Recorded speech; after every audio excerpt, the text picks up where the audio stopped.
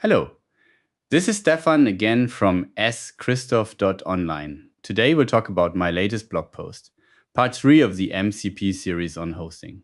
We walk the AWS hosting ladder from a local stdio server to a real remote MCP server deployed to AWS, bounded to one account with IAM-signed access with the actual deploy and teardown output. Let's dig in. Here's the whole post in one picture, the hosting ladder. Start local, move to a remote server bounded to your account when you need real auth and lifecycle control.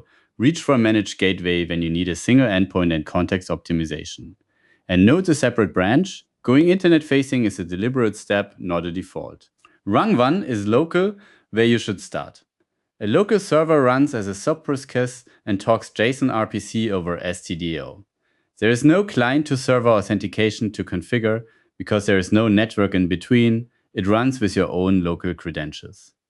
With the official SDK, it's a few lines. That's the right place to iterate fast. You might ask, isn't local just a toy? No.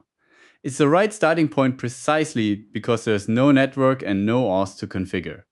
The guide is honest about its cost though. You get no lifecycle control. Users self-discover and configure the server, so some run outdated or vulnerable versions and compliance gets hard. That pressure is what pushes you up the ladder, not that local is a toy. Rung 2 is remote, bounded to one account, and here I wanted to be concrete. So I deployed a real one. The design choice that does the work is the authorizer, a Lambda function URL with IAM auth.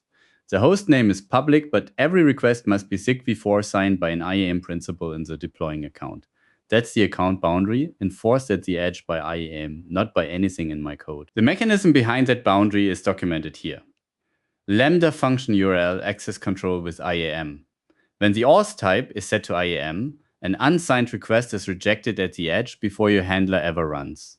The client signs each request as the Lambda service, reusing existing IAM controls instead of inventing a new secret to manage and rotate. Here's the live run. A SIG-v4 signed in account client completed the handshake, listed the tools, and invoked one that reported back the account and region it ran in. Proof: the call stayed inside the boundary. Then an unsigned curl returned a 403. That 403 is the whole point. A request without a valid in-account signature never reaches the tool. Now a critical reader will say, it's on a public hostname, so calling it bounded to one account feels like marketing fair. And the precise wording is invocation bounded. The hostname is reachable, the invocation is not.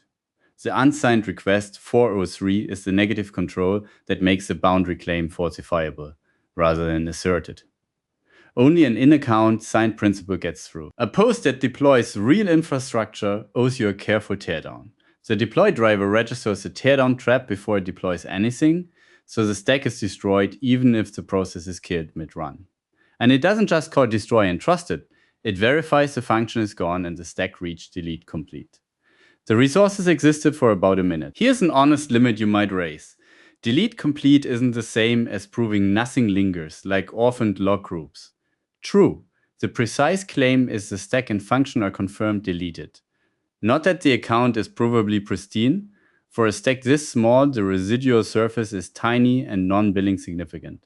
But a stricter audit would also sweep the log groups. I'd rather state that precisely than overclaim. And it's all runnable. Here's the companion code on GitHub, the local server, the CDK stack, the signing client, and the deploy and teardown scripts. You set 3 environment variables and run deploy. No account IDs are baked into the code. Everything comes from the environment. You're deploying into your own account, so you own the cost and the teardown. Rung 3 is the managed gateway on AWS. That's Amazon Bedrock Agent Core Gateway. It adds something my hand-wrote remote server does not, semantic tool search, which ties straight back to the token tax problem from part 2.